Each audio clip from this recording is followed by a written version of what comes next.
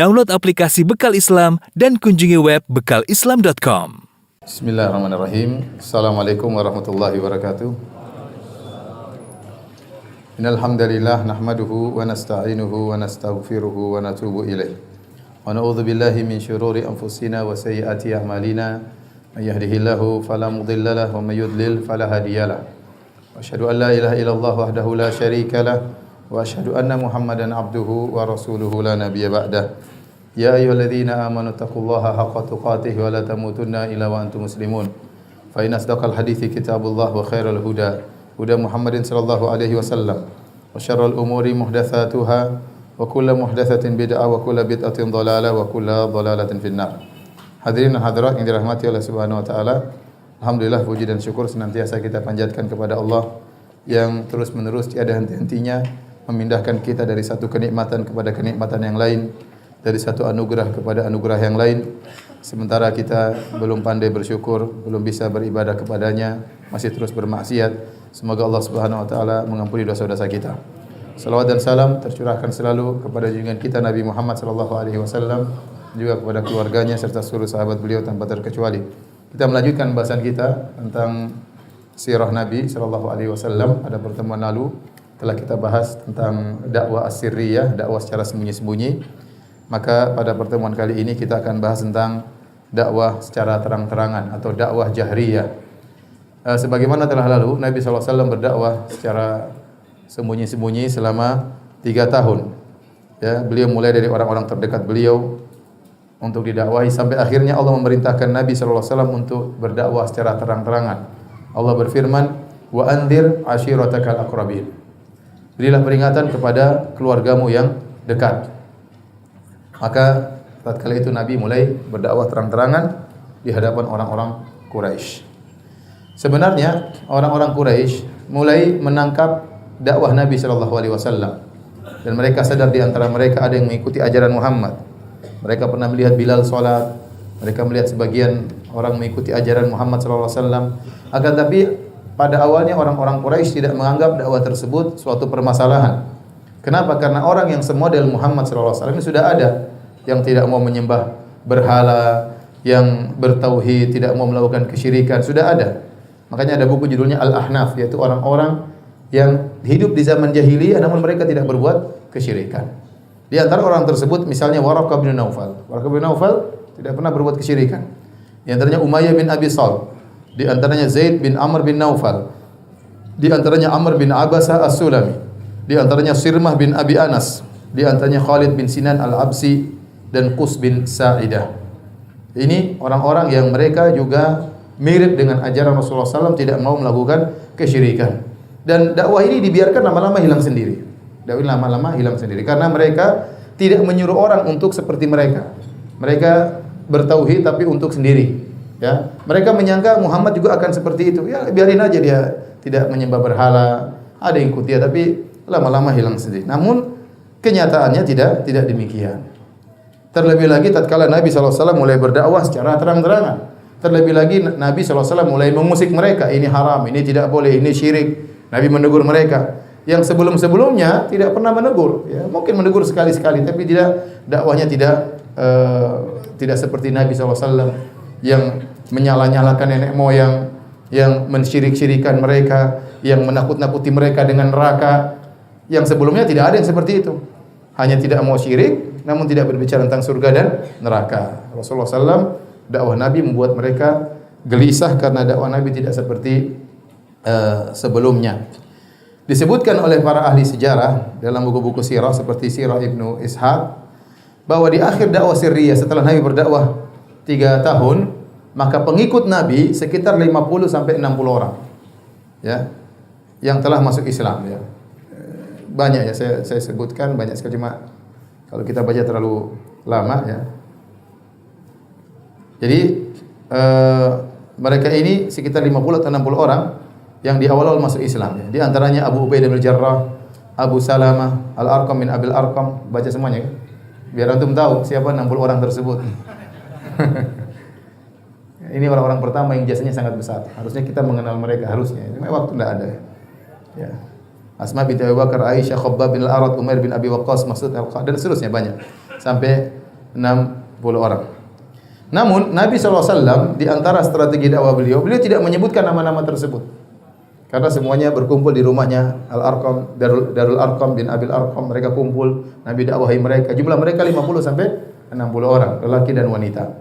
Tetapi Nabi tidak pernah gembar-gembor tentang nama-nama mereka. Kenapa? Karena bahaya. Di antara mereka 60 orang tersebut ada yang kabilahnya tidak kuat. Nah, kalau dia tidak memiliki suku yang kuat, dia akan disiksa oleh orang-orang Quraisy. Dia akan diintimidasi, diteror oleh orang Quraisy. Ya. Maka Nabi cukup mendiamkan, tidak perlu menggembar-gemborkan siapa orang-orang tersebut demi keselamatan mereka. Terutama banyak di antara mereka ada yang budak-budak akan disiksa oleh majikannya, ada orang miskin akan disiksa oleh orang-orang kaya, sehingga Nabi SAW tidak menyebut nama mereka. Sampai-sampai ada seorang bernama Amr bin Abasa As-Sulami. Orang ini bercerita, sahabat ini radhiyallahu anhu bercerita tentang bagaimana Islamnya. Dia termasuk orang awal-awal yang Islam. Ya, dia sebutkan, kata dia, kuntu wa ana fil jahiliyati adhunnu anna an-nasa 'ala dhalalah. Saya waktu di zaman jahiliyah, saya melihat semuanya manusia di atas kesesatan. Dia juga termasuk ahnaf tadi yang tidak mau melakukan apa? Kesyirikan. Jadi lihat orang semuanya memberhala. Dia sendirian, semua orang sesat ya. Wa annahum laisu 'ala syai'. Menurut saya mereka tidak berdiri di atas apapun. Wa hum ya'budunal awthan, sementara mereka menyembah berhala. Dia tidak. Fasami'tu bi rajulin bi Makkah yukhbiru akhbaran.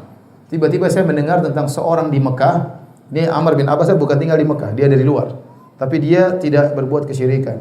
Dia tidak suka dengan orang menyembah berhala. Tidak lama kemudian dia mendengar ada seorang lelaki di Mekah menyampaikan kabar-kabar. Faqa'atu ala rahilati faqadimtu alaihi. Maka saya pun naik di atas tunggangan saya, kemudian saya pergi menuju bertemu lelaki ini, yaitu Rasulullah SAW. Fa idza Rasulullah SAW mustakhfiyan jura'u alaihi qaumuhu. Ya, ternyata Nabi SAW berdakwah sembunyi-sembunyi, sementara kaumnya berani melakukan perbuatan yang buruk kepadanya. Fatalattaftu hatta dakhaltu alaihi bi Makkah. Maka saya pun pelan-pelan sampai akhirnya aku masuk di kota Mekah. Kemudian akhirnya aku bertemu dengan Rasulullah SAW. Aku bertanya kepada dia, "Ma anta? Kamu ini siapa?" Ini orang asing baru ketemu Nabi.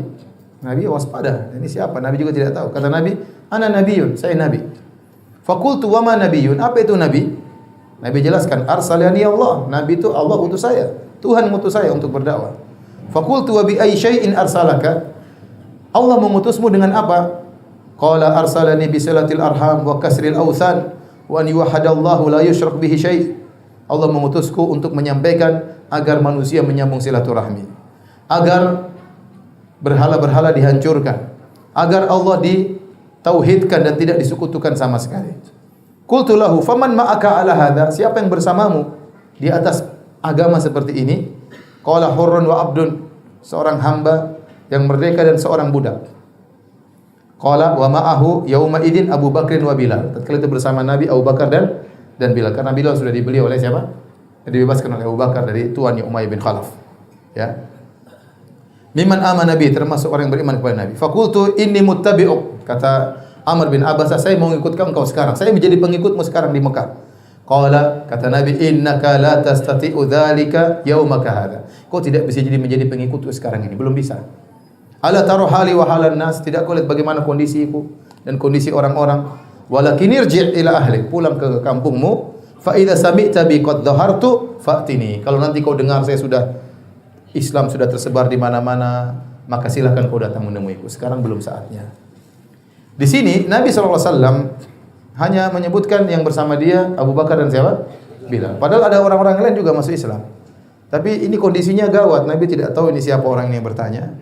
Ya, kalaupun dia ikut Nabi bahaya. Dia datang dari luar tinggal di Mekah bakalan dipukulin sama orang Quraisy. Maka Nabi di antara maslahat Nabi tidak menceritakan siapa-siapa saja yang Islam. Padahal kalau Nabi sebutkan sudah ikut saya 60 orang, bagus sebenarnya kan sudah banyak, berarti lebih mudah. Banyak pengikut semakin menambah orang tertarik. Tetapi ternyata Nabi tidak menyebutkan nama-nama orang ikut Nabi, khawatir mereka akan diteror oleh orang-orang Quraisy. Dan ternyata Amr bin Abbas As-Sulami akhirnya dia pulang, dia malah berdakwah di kampungnya dan akhirnya ketemu lagi dengan Nabi di lain waktu. Radhiyallahu taala. Hadis ini riwayat Muslim. Taib hadirin dan hadirat yang rahmatillah subhanahu wa ta'ala. Setelah Nabi berdakwah 3 tahun, maka Allah perintahkan Nabi untuk berdakwah terang-terangan. Aisyah radhiyallahu ta'ala anha bercerita, "Lamma nazalat wa anzir ashiratakal aqrabin." tatkala turun firman Allah, berilah peringatan kepada orang-orang terdekatmu. Ya. Yang pertama dulu waktu suruh dakwah, kum fa'anzir. Bangunlah dan beri peringatan. Tapi dengan diam-diam, dakwah satu persatu. Sekarang enggak, disuruh terang-terangan di hadapan orang Quraisy. Ya. Wa anzir ashiratakal aqrabin. Berilah peringatan kepada keluargamu, kerabatmu terdekat. Qama Rasulullah sallallahu alaihi wasallam ala sofa. Maka waktu turun ayat ini, Nabi tahu saatnya dia berdakwah terang-terangan. Maka Nabi sallallahu alaihi wasallam naik di atas bukit Sofa. Tahu bukit Sofa Marwah? Nabi sallallahu alaihi wasallam naik di atas bukit Sofa. Kemudian Nabi berteriak, "Ya Fatimatu bintu Muhammadin." Wahai Fatimah, putrinya Muhammad. "Ya Safiyatu bintu Abdul Muttalib." Wahai Safiyah, putrinya Abdul Muttalib. Wahai Safiyah, tanteku maksudnya. Karena Abdul Muttalib kakek Nabi, berarti Safiyah tantenya Nabi sallallahu alaihi wasallam. Ya Bani Abdul Muttalib, wahai anak-anaknya Abdul Muttalib. Maksudnya wahai paman-pamanku. Nabi panggil semuanya. Anaknya, tantenya, paman-pamannya. La amliku lakum minallahi syai'a. Aku tidak bisa menolong kalian sama sekali dari Allah. Saluni mim mali ma syi'tum. Kalau kalian minta harta dariku, silakan, mungkin saya bisa bantu. Tapi kalau minta keselamatan, saya tidak bisa menolong kalian sama sekali. Hadis ini riwayat Muslim. Dalam riwayat yang lain dari Abu Hurairah radhiyallahu anhu, beliau berkata, "Lamma unzilat hadhil ayah." Tatkala turun firman Allah, "Wa anzir ashiratakal aqrabin." Berilah peringatan kepada keluargamu yang terdekat. Da'a Rasulullah sallallahu alaihi wasallam Quraisyan. Karena keluarga Nabi terdekat orang-orang Quraisy. Nabi Quraisy, ya. Di Mekah isinya orang-orang Quraisy. Ya. Maka Nabi manggil orang-orang Quraisy. Fajtama'u fa'amma wa khassa. Maka mereka pun berkumpul. Nabi SAW panggil secara umum, kabilah Quraisy secara umum. Nabi panggil secara kabilah secara khusus, suku-suku kecilnya termasuk suku besarnya. Ya. Misalnya kalau gampangannya kita bilang, wahai orang Jawa, ini berarti umum. Wahai Semarang, misalnya Jawa lebih sempit misalnya. Namanya amma wa khassa. Jadi Nabi manggil Quraisy secara umum, kemudian Nabi manggil secara suku-suku kecilnya. Semuanya dipanggil oleh Nabi SAW. Maka Nabi berkata, "Ya Bani Ka'ab bin Lu'ay." Wahai anak-anaknya Ka'ab bin Lu'ay, ini lebih tinggi lagi, lebih umum. Kakek yang keberapa Ka'ab bin Lu'ay? "Anqidhu anfusakum minan nar." Selamatkanlah diri kalian dari neraka jahanam. "Ya Bani Murrah bin Ka'ab." Wahai Murrah bin Ka'ab. Di bawahnya lagi. Ini Quraisy semua. "Anqidhu anfusakum minan nar." Selamatkanlah diri kalian dari neraka jahanam. Wahai ya Bani Abdi Syams, anqidhu anfusakum minan nar. Lebih spesifik lagi. Wahai anak-anaknya Abdu Syams, selamatkanlah diri kalian dari neraka jahanam. Ya Bani Abdi Manaf, kembali kakeknya Nabi. Wahai anak-anaknya Abdu Manaf, kakek yang kesekiannya Nabi sallallahu alaihi wasallam. Anqidhu anfusakum minan nar. Selamatkanlah diri kalian dari neraka jahanam. Ya Bani Hashim, lebih spesifik lagi. Karena Nabi Muhammad bin Abdullah bin Abdul Muttalib bin Hashim bin Abdi Manaf bin Qusay bin Kilab. Jadi kata dia, wahai Abdu Syamsu, saudaranya Abdu Manaf. Wahai anak-anak Abdu Syams, wahai anak-anak Abdu Manaf, wahai anak-anaknya Hashim, Bani Hashim. Kemudian lebih spesifik lagi, wahai anak-anaknya Abdul Muttalib, yaitu wahai paman-pamanku. Anqidhu anfusakum minan nar, selamatkanlah diri kalian dari neraka jahanam. Lebih khusus lagi putrinya sendiri, ya Fatimatu, anqidhi nafsaki minan nar, wahai Fatimah, selamatkan dirimu dari neraka jahanam. Fa inni la amliku lakum minallahi syai'a, aku tidak bisa menyelamatkan kalian semuanya dari Allah Subhanahu wa taala sama sekali. Ghairu anna lakum rahiman sa'abuluha bibilaliha. Hanya saja saya punya kewajiban untuk menyambung rahim dengan kalian, dan aku akan menyambung silaturahim dengan kalian. Dalam riwayat yang lain, Nabi SAW berkata kepada pamannya Al-Abbas bin Abdul Muttalib, "Ya Abbas ibn Abdul Muttalib, wahai Abbas pamanku, anaknya Abdul Muttalib, la ugni anka minallahi syai', aku tidak bisa menolong engkau sama sekali dari Allah. Ya Safiyatu ammata Rasulillah, wahai Safiyah, tantenya Rasulullah, la ugni anki minallahi syai', aku tidak bisa menolong engkau sama sekali. Wa ya Fatimatu binta Muhammadin, wahai Fatimah putri Muhammad, salini ma syi'ti min mali, mintalah dariku harta yang kau inginkan, saya kasih kalau saya punya. Akan tapi la ugni anki minallahi syai', aku tidak bisa menolongmu wahai putriku sama sekali dari Allah Subhanahu wa taala." Ya, disebut dalam riwayat yang lain, Nabi sallallahu alaihi wasallam waktu ingin manggil mereka, Nabi sallallahu alaihi wasallam naik di bukit Sofa, kemudian Nabi berteriak, "Ya Sobaha." Ini panggilan. Ya Sobaha itu panggilan, berarti ada panggilan darurat. Kalau orang-orang jahiliyah dahulu mereka ingin mengumpulkan masyarakat, mereka naik di atas sebuah gunung, mereka robek baju mereka, Tidak berpakaian di atas, kemudian mereka ambil pasir ditumpah-tumpahkan di atas kepala mereka sambil berteriak, "Ya Sobaha, ya Sobaha." Berarti ini panggilan darurat, ya. Nabi mengikuti cara ini untuk memanggil tradisi mereka, memanggil masyarakat, tapi tidak perlu buka baju, tidak perlu siram-siram pasir di kepala. Makanya dijadikan dalil oleh para ulama, setiap tradisi yang itu baik dan tidak bertentangan dengan Islam, maka boleh dilestarikan selama tidak bertentangan dengan Islam. Kalau ada tradisi bertentangan Islam, maka hendaknya dimodif supaya sesuai dengan Islam. Sesuai dengan Islam, ya. Jadi Islam datang untuk memfilter tradisi yang ada. Bukan tradisi memfilter Islam, jangan kebalik, ya. Kita ingin mengislamkan Nusantara, bukan menusantarakan apa? Islam. Islam ini rahmatan lil alamin, untuk seluruh alam semesta. Nusantara Islam, Arab juga ke Islam, Eropa Islam, ya. Australia Islam, Afrika Islam, ya. Bukan Islam Afrika, Islam Eropa. Salah, Islam ini universal, semuanya agar jadi Islam. Bagaimana caranya? Islam memfilter. Kalau ada budaya yang baik, maka kita pertahankan. Ada budaya yang salah, kita perbaiki. Kita perbaiki agar sesuai dengan Islam. Nabi SAW memanfaatkan tradisi bagaimana mengumpulkan orang-orang. Tidak jadi masalah. Hukum asal dalam perkara adat adalah kalau bukan ibadah, maka hukum asalnya adalah boleh. Tetapi Nabi tidak mengikuti cara-cara yang salah seperti membuka baju, melemparkan pasir di atas kepala. Ini tidak diikuti oleh Nabi SAW. Setelah orang-orang Quraisy semua berkumpul, semuanya berkumpul. Faja'ala ar-rajulu idza lam yastati an yakhruj arsala rasulan yanzuru ma huwa. Semua orang berkumpul. Kalau ada orang tidak bisa keluar, itu Muhammad panggil apa? Ada apa itu? Semuanya ngumpul pengen tahu ada berita apa, karena yang ngumpulin Muhammad, dan Muhammad tidak pernah bohong dan tidak pernah bikin kabar isu-isu kecuali sekali ini, baru sekali ini. Maka semua orang penasaran, ingin datang. Ini ada apa? Muhammad tidak pernah begini sebelumnya. Yang tidak bisa datang, ngirim utusan. Mungkin pembantunya, mungkin budaknya. Kesana coba dengar Muhammad ngomong apa. Semua datang. Begitu sampai semuanya kumpul, ada Abu Lahab, ada orang Quraisy, semuanya kumpul. Omnya datang semuanya. Oh, Abu Lahab omnya juga datang. Maka mereka berkata, "Malak, ada apa dengan engkau wahai Muhammad?" Saatnya mereka sudah ramai, maka Rasulullah berkata, "Ara'aitakum law akhbartukum anna khailan bil wadi turidu an tughiru alaikum akuntum musaddiqiyya?" Wahai Quraisy kalian, kalau saya kabarkan kepada kalian di balik bukit Sofa ini, di lembah di belakang ini, ada pasukan berkuda ingin menyerang kalian tiba-tiba. Kalian tidak lihat di belakang. Apa kalian membenarkan perkataanku? Kata mereka, "Naam. Kami akan benarkan. Ma jarrabna 'alaika illa sidqan." Kami tidak pernah mendapati engkau kecuali jujur. Engkau selalu jujur. Dalam riwayat yang lain, "Ma jarrabna 'alaika kadhiba." Kami tidak pernah mengetahui engkau dusta meskipun sekalipun enggak pernah, wahai Muhammad. Kalau kau bilang ada pasukan dari belakang gunung ingin menyerang kami, pasti kami benarkan.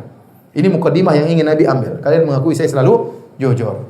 Kalian menjuluki aku sebagai Al-Amin. Kalian nitipkan barang kalian kepadaku. Jadi Muhammad tersohor orang yang amanah.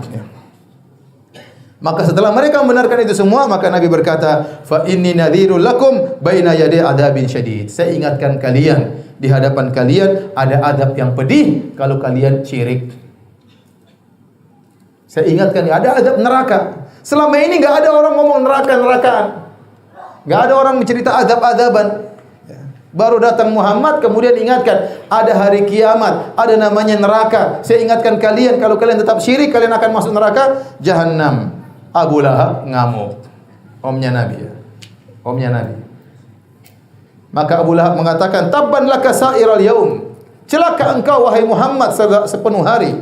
"Alihada jama'tana." Cuma gara-gara ini kau kumpulkan kami. Kirain ada apa? Ngumpul rame-rame, ternyata ingatkan ada neraka Jahannam. Cuma gara-gara ini.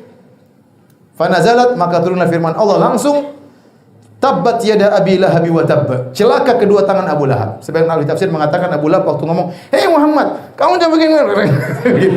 Celaka kedua tangannya nunjuk-nunjuk Muhammad.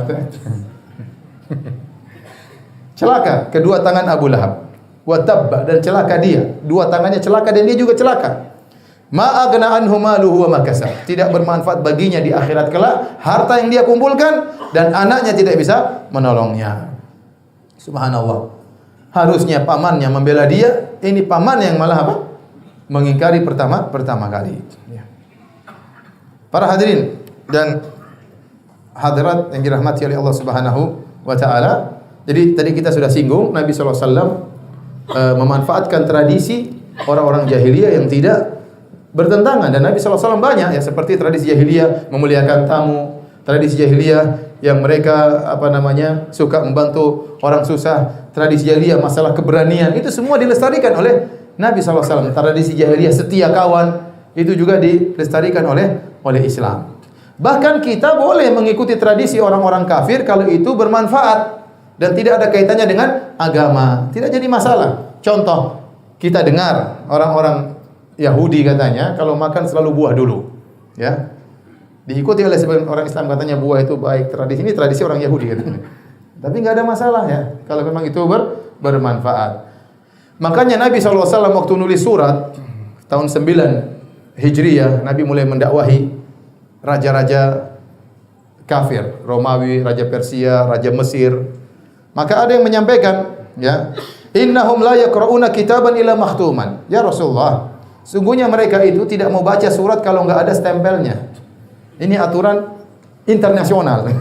Nabi tidak tahu, dikasih tahu.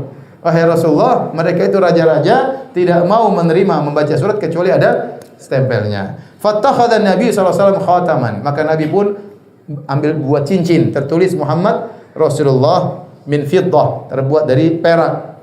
Buat apa? Buat stempel supaya apa? Resmi. Ini Nabi ikut tradisi mereka atau tidak? Ikut, tapi tradisi ini enggak ada masalah. Dan ada manfaatnya.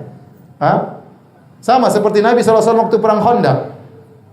Waktu perang Khandaq, kemudian Salman Al-Farisi diriwayatkan, Salman Al-Farisi berkata, "Ya Rasulullah, kunna bi Faris, idza husirna khandaqna." Kami dahulu di Persia, kalau kami dikepung kami bikin khandaq, bikin parit supaya mereka tidak bisa menyerang. Ini tradisinya orang-orang Persia, Majusi, penyembah api.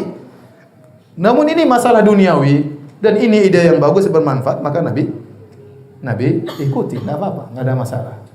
Yang tidak boleh kalau tasyabuh dalam hal perkara agama atau tasyabuh pada perkara yang tidak bermanfaat. Seandainya orang-orang Islam bertasyabuh dengan orang kafir pada perkara bermanfaat, enggak apa-apa. Mereka punya perkara yang bermanfaat, seperti mereka suka jalan kaki misalnya, ya. Mereka suka olahraga misalnya, mereka makannya teratur misalnya, kita gorengan tiap hari pagi siang sore. Enggak apa-apa, cepat mati, yang penting enak hidup. Mereka teratur, mereka takut mati, makanya mereka makannya teratur. Itu bagus ya. Tapi yang diikuti model rambut sebelah hijau, sebelah merah. Nah, ikuti seperti itu. Model baju kekecilan, kelihatan sana sini ya. Buka sana, buka sini ya. Itu yang diikuti, ciuman di jalan ngapain itu? Kalau itu ikuti bahlul namanya, ikuti seperti itu. Yang diikuti yang enggak ada masalah ya. Orang bule enggak punya malu, kalau sudah mereka mau gaya apa saja enggak punya malu ya. Saya sampai heran lihat ada orang bule kemudian pakai rambutnya botak, di sebelah sini tinggal sedikit. Terus ada pohon korma di sini. Ini enggak malu di depan orang cantik aja, kemudian subhanallah. Kita kan Indonesia ini enggak, orang Asia ini enggak bisa seperti ini. Enggak bisa seperti itu ya. Jangan ikuti yang seperti ini ya. Teler-teleran diikuti, buka aurat diikuti, mode fashion dan macam-macam yang ngawur-ngawur diikuti. Kalau ikuti yang bermanfaat enggak ada masalah. Bagaimana penemuan ini enggak ada masalah, enggak dilarang. Baik. Hadirin dan hadirat rahmat Allah Subhanahu wa taala, kita lanjutkan. Tatkala Abu Lahab mencela Nabi sallallahu alaihi wasallam, maka Allah turunkan surat Al-Masad. Di situ Allah mengatakan, "Sayasla naran dzata lahab." Sungguhnya Abu Lahab akan masuk dalam neraka yang apinya menyala-nyala.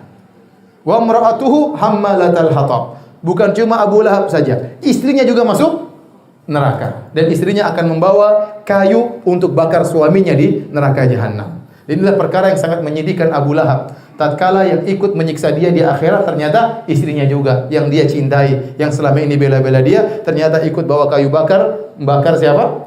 Abu Lahab. Ini di antara salah satu tafsiran. Dan ini ayat dikatakan oleh para ulama mukjizat. Dan Abu Lahab sampai mati tidak beriman, istrinya sampai mati tidak beriman. Sudah divonis masuk neraka. Padahal Abu Lahab kalau ingin mendustakan Muhammad gampang, dia pura-pura masuk Islam, selesai. Buyar agama Muhammad sallallahu alaihi wasallam. Loh, Muhammad, Tuhanmu bilang Abu Lahab masuk neraka, sekarang dia masuk Islam.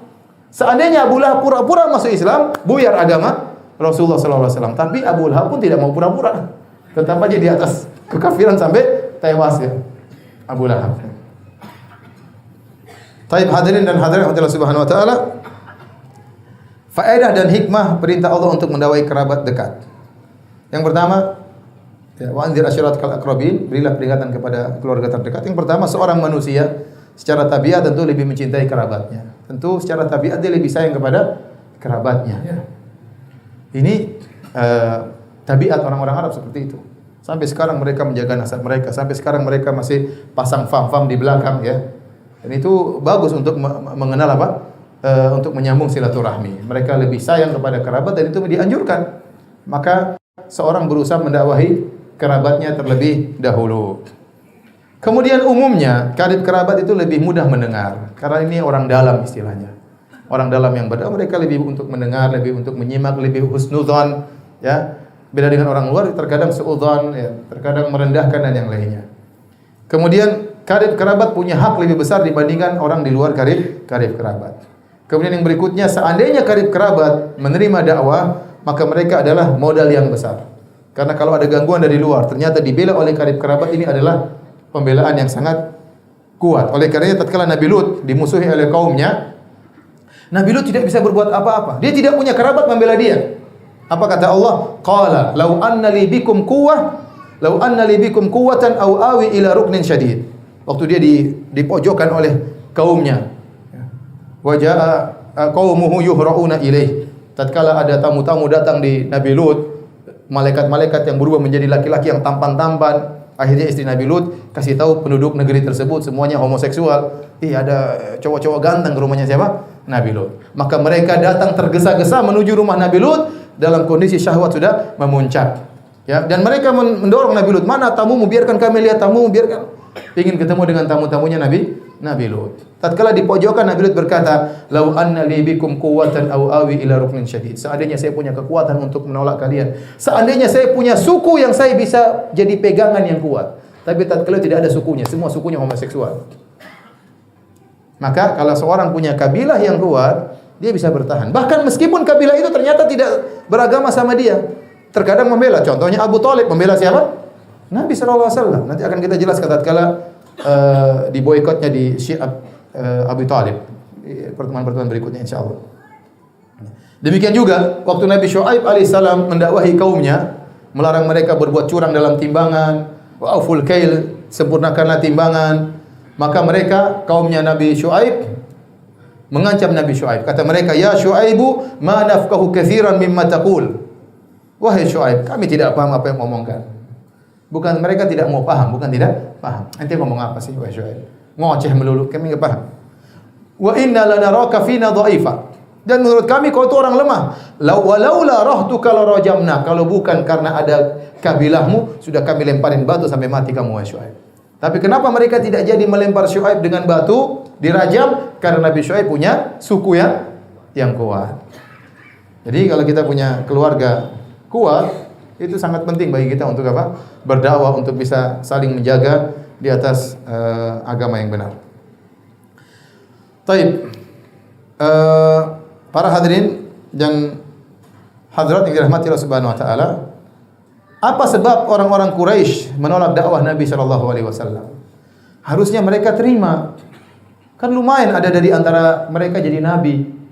Kan top ini, ada orang jadi bakalan top, bakalan terkenal, bakalan banyak pengikutnya. Harusnya orang Quraisy mendukung Muhammad sallallahu alaihi wasallam. Tapi ternyata mereka tidak mendukung Muhammad, bahkan mereka sangat menentang Muhammad. Padahal Quraisy itu semuanya sukunya Nabi sallallahu alaihi wasallam. Para ulama menjelaskan di antaranya karena pertimbangan duniawi, pertimbangan materi. Kenapa mereka menolak dakwah Rasulullah SAW karena pertimbangan duniawi? Karena Ka'bah berada di Mekah dan Mekah merupakan pusat peribadatan. Orang-orang dari penjuru Arab, Jazirah Arab datang untuk beribadah di kota Mekah. Terlebih lagi di Ka'bah ada 360 berhala. Ya, berhala spesifik ya. Masing-masing yang datang punya berhala khusus. Yang satu hobinya berhala ini, yang satu pokoknya disediakan oleh orang-orang Quraisy. Sehingga dia menjadi pusat peribadatan dan ini membuat ramai dan jadilah dia pusat perdagangan. Secara ekonomi ini sangat penting. Nah, kalau ternyata berhala-berhalanya dihancurkan, orang-orang sudah cari berhalanya enggak ada, akan mengurangi wisatawan datang ke Mekah ya, mengurangi pemasukan visa dan macam-macamnya. Dan yang lainnya, maka ya, mereka nolak, tidak mau. Khawatir nanti orang-orang akan meninggalkan kota Mekah. Ini sebab yang pertama, pertimbangan duniawi, materi. Karena ini pusat perdagangan. Kalau dirubah sistem yang sudah berjalan ini, bahaya. Orang nanti malah menjauh dari kota Mekah dan mereka tidak mau hal tersebut. Karena memang orang-orang Quraisy penghasilan mereka yang paling utama adalah berdagang. Yang kedua, mereka tidak mau menerima dakwah Rasulullah SAW. Kenapa? Karena taklid kepada nenek moyang. Dan ini sebab yang paling utama. Tidak mau mengikuti kebenaran karena taklid kepada nenek moyang. Hampir seluruh nabi ditolak dakwahnya karena kaumnya tidak mau meninggalkan tradisi nenek moyang. Kata Allah Subhanahu wa taala, "Wa kadzalika ma arsalna min qablika fi qaryatin min nadhirin illa qala mutrafuha inna wajadna aba'ana ala ummah wa inna ala atharihim muqtadun." Demikianlah tidaklah kami utus sebelum engkau wahai Rasulullah kepada suatu negeri pun pemberi peringatan kecuali orang-orang yang angkuh dari negeri tersebut berkata, kami telah mendapati nenek moyang kami seperti ini, kami hanya tinggal ngikut nenek moyang. Dalam ayat yang lain kata mereka, wa inna ala atharihim muhtadun, dan kami tinggal mendapat petunjuk, tinggal ngikut saja apa yang dijalankan oleh nenek moyang kami. Demikian juga kaum Ad, kenapa menolak dakwahnya Nabi Hud? Jauh kaum Ad menolak dakwahnya Nabi Hud. Kenapa? Mereka berkata, qalu ajitana lina'budallaha wahdahu wa nadharu ma kana ya'budu aba'una fa'tina bima ta'iduna in kunta minas shadiqin. Kata mereka, wahai Hud, apakah kau datang kepada kami menyuruh kami sembah Allah saja dan suruh kami meninggalkan sesembahan nenek moyang kami? Oh enggak boleh. Masa kau suruh kami meninggalkan sembah nenek moyang kami? Jadi mereka berpegang teguh dengan apa? Tradisi nenek moyang. Seakan-akan nenek moyang mereka adalah orang-orang yang maksum, tidak mungkin salah. Seakan-akan kalau nenek moyang mereka salah, kemudian mereka hancur lebur. Ada syubhat, ada pemikiran kalau kita celah nenek moyang berarti kita hancur, berarti kita rusak. Padahal tidak ada kelaziman seperti itu. Kemudian juga kaum Samud tatkala menolak dakwah Nabi Saleh, apa kata mereka? Ya Salihu qad kunta fina marjuan qabla hadha atanhana an na'budu ma ya'budu abauna. Wahai Saleh, dulu kau kami harapkan jadi pemimpin. Sekarang kau datang malah melarang kami untuk menyembah sesembahan nenek moyang kami. Subhanallah. Sama Syuaib juga. Nabi Syuaib tatkala suku Madian menolak dakwah Nabi Syuaib, mereka berkata, "Ya Syuaibu as-salatuka ta'muruka an natruka ma ya'budu abauna." Wahai Syuaib, apakah salatmu menyuruh kami untuk dakwahmu menyuruh kami untuk meninggalkan sesembahan nenek moyang kami? Semuanya enggak ada yang mau. Apalagi Nabi Ibrahim alaihissalam. Ibrahim berkata, ya, "Idz qala li abihi wa qaumihi ma ta'budun." Ibrahim berkata kepada bapaknya dan kaumnya, "Apa yang kalian sembah?" Qalu na'budu asnaman fanadhallu laha aqifin. Kami menyembah berhala-berhala kami dan kami akan terus menetap di berhala-berhala kami. Nabi Ibrahim ngobrol. Nabi Ibrahim tanya, "Qala hal yasma'unakum idz tad'un?" Apakah ini patung-patung dengar kalau kalian berdoa? Ini agak sedikit ngejek Nabi Ibrahim. Ini patung-patung kalian sembah. Kalau kalian berdoa mereka dengar. Au yanfa'unakum au yadhurrun? Apakah patung-patung ini bisa beri mudarat kepada kalian, bisa beri manfaat kepada kalian? Mereka tidak bisa jawab. Kata jawaban mereka, bal wajadna aba'ana kadzalika yaf'alun. Kami ini tinggal ngikut nenek moyang. Nenek moyang dari dulu seperti ini. Jadi tidak ada dalil kecuali dalil apa? Nenek moyang. Seakan nenek moyang mereka pasti benar. Ya, makanya kalau kita dakwah orang bilang nenek moyang kalian begini. Nenek moyang banyak di dunia ini. Nenek moyang kalian, nenek moyang ini, nenek moyang mana yang benar? Kalau semua orang nenek moyang benar, tidak bisa, kontradiktif. Nenek moyang sana bilang begini, nenek moyang sana yang benar, nenek moyang tidak maksum. Kalian pun nanti suatu jadi nenek moyang, ya tidak? Sekarang kalau kita rubah, kalian tinggalkan kesyirikan, kita rubah, kita semua sekarang tidak syirik. Kan 1000 tahun lagi kita jadi nenek moyang, tak? Sama orang-orang, terus gimana? Siapa menjadi nenek moyang mana yang benar? Ya. Jadi tidak boleh menjadikan nenek moyang sebagai patokan kebenaran. Oleh karenanya, ya, tatkala Abu Talib didakwahi oleh Nabi SAW, ya pamanku ucapkan la ilaha illallah, suatu kalimat yang aku akan bela engkau di depan Allah untuk masuk surga. Abu Jahal cuma mengucapkan kalimat yang pendek agar Abu Talib tidak ikut ajaran Muhammad. Abu Jahal mengatakan, "Atarghabu an millati Abdul Muttalib?" Kau benci dengan agama bapakmu? Selesai. Diingatkan dengan masalah bapak, masalah nenek moyang, masalah tradisi. Akhirnya Abu Thalib pun diam. Tidak mau masuk Islam. Kenapa? Takut dicela, takut dicerca. Nanti kalau dia sudah meninggal dicela sama orang-orang Quraisy, dan dia tidak mau dicela meninggal dalam kondisi dicela. Maka dia berkata, "Walau qad alimtu bi anna dina Muhammadin min khairi adyanil bariyati dina walaula al malamatu wa hadaru masabbatin la wajadtani samhan bidzaka mubina." Sungguh aku telah tahu bahwasanya agama yang terbaik dari seluruh agama adalah agama Muhammad. Kalau bukan karena saya takut cercaan, takut dicela, kau akan dapati aku sudah memeluk agama Muhammad. Tapi saya enggak mau dicela. Oleh karenanya tatkala Abu Lahab memusuhi dakwah Nabi SAW, Abu Lahab ini yang kurang ajar ya. Jadi Nabi kemana-mana dia yang ngikutin. Nabi ceramah dia yang ngekor di belakang. Nabi habis ceramah dia ceramah juga ya. Dari Rabi'ah bin Ibad Ad-Dili dia berkata, "Ra'aitu Rasulullah sallallahu alaihi wasallam basara aini bi suqi Dzil Majaz." Aku pernah melihat Nabi di pasar Dzul Majaz. Kemudian Nabi berdakwah, "Ya ayuhan nas, qulu la ilaha illallah tuflihu." Nabi berjalan di pasar-pasar. Nabi berdakwah di pasar. Nabi berkata, "Wahai manusia, fama ra'aitu ahadan yaqulu syai'an wa huwa la yaskut." Tidak ada orang yang komentar. Nabi terus ngomong, "Ucapkan la ilaha illallah, kalian beruntung." Ya. "Illa ana wara rajulan ahwal wadhi'al wajhi dza qadiratain yaqul innahu sabih." Tapi ternyata ada orang ngekorin Nabi di belakang Nabi. Orang tersebut matanya agak namanya juling, tapi wajahnya tampan dan dia berkepang dua rambutnya. Ya. Kemudian dia berkata, "Innahu sabih kadzib." Sungguhnya Muhammad ini sabih, yaitu orang yang keluar dari tradisi nenek moyangnya. Jadi Abu Jahal untuk menjauhkan umat dari Nabi, cukup Nabi dijuluki dengan apa? Sabih, yaitu orang yang keluar dari tradisi nenek moyangnya. Nah, orang takut dengan ini. Kalau dibilang pendusta, dibilang penyihir, mungkin, tapi orang masih mikir. Tapi dibilang ini keluar dari tradisi nenek moyang, nggak ada yang berani. Bahaya kita dituduh untuk keluar dari tradisi nenek moyang. Aku bertanya, siapa ini yang berdakwah? Yang berdakwah namanya Muhammad bin Abdullah. Terus siapa tadi yang bilang nyala-nyalain dia? Itu pamannya Abu Lahab. Dalam sebagian riwayat yang lain, Abu Lahab lemparin Nabi. Jadi Abu Lahab ini ngikorin terus. Ya. Padahal pamannya yang harusnya pertama kali membela Nabi SAW. Namun justru dia yang pertama kali menentang dakwah Rasulullah SAW. Dan saya sering sampaikan, ya ikhwan, tradisi itu adalah penghalang utama hidayah.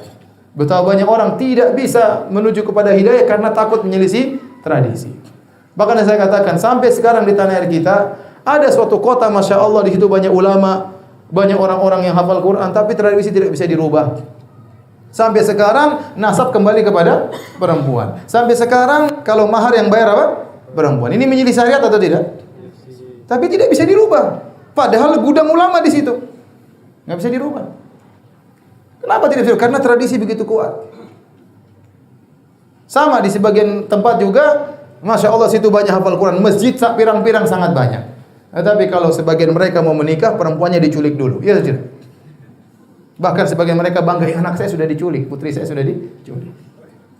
Berarti laku mungkin atau gimana? Ini tradisi kurang baik, tapi dipelihara. Padahal menyelisih syariat apa? Islam. Jadi susah orang merubah tradisi. Nah, orang sudah bertahun-tahun syirik, tahu-tahu ente bilang ini enggak boleh, ini neraka jahanam, kira-kira gimana? Terus dia bilang, ente anak ingusan, yang begini bukan saja, bukan bapak saja, mbah-mbahmu juga begitu. Terus ente bilang, bapak dan mbah-mbah semuanya sesat. Kira-kira gimana? Oh, dia ngamuk. Ente kurang ajar, bapakmu kamu sesatkan, mbah-mbahmu kamu juga sesatkan. Iya, bapak dan mbah-mbah juga sesat.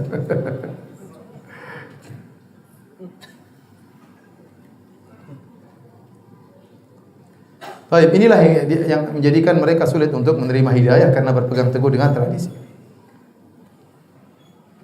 Kemudian, masih berapa menit lagi? 2 menit lagi ya. Lanjut apa sudah?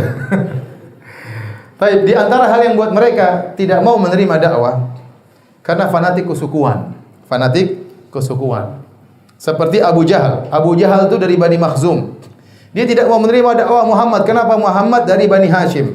Dan Bani Makhzum dan Bani Hashim sama-sama Quraisy, tapi mereka bersaing untuk mencari kemuliaan, mencari pamor, popularitas di antara Arab seluruhnya.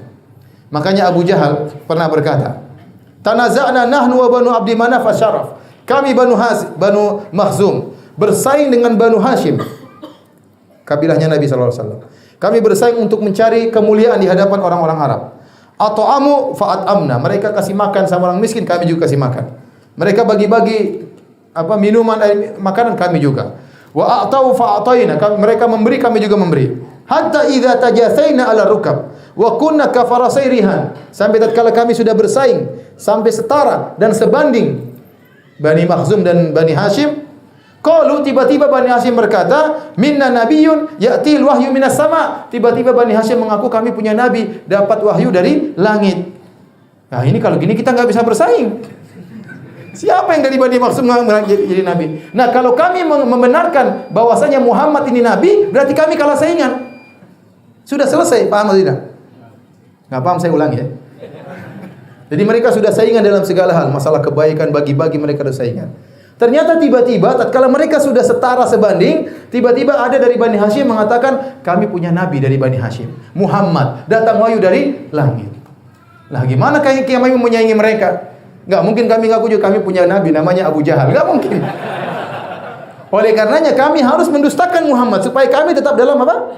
Persaingan. Kalau kami membenarkan Bani Hashim punya nabi, selesai, kami kalah saingan, berarti kami kalah. Kami akan terlindas dan tenggelam lebur dalam kemuliaan Bani Hashim. Itulah yang menyebabkan Abu Jahal tidak mau beriman kepada Muhammad karena hasad, karena dengki, fanatik terhadap sukunya. Baik, demikian saja kajian kita. Insyaallah nanti pada salat kita ada tanya jawab. Wabillahi taufiq wal hidayah. Assalamualaikum warahmatullahi wabarakatuh.